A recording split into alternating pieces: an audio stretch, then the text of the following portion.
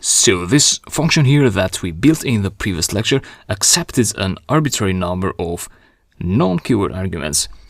For keyword arguments, you have to add another asterisk, 2 asterisks, and then pass a variable name, but key w_args is a convention, so please use that, even though you don't have to. And then see what key w_args is, which stands for keyword args.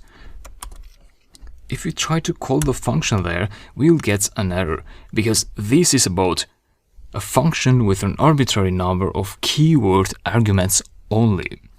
Therefore, all these arguments have to be named arguments, so keyword arguments, having the keyword, the argument name. B and C like that, and execute, and you get a dictionary.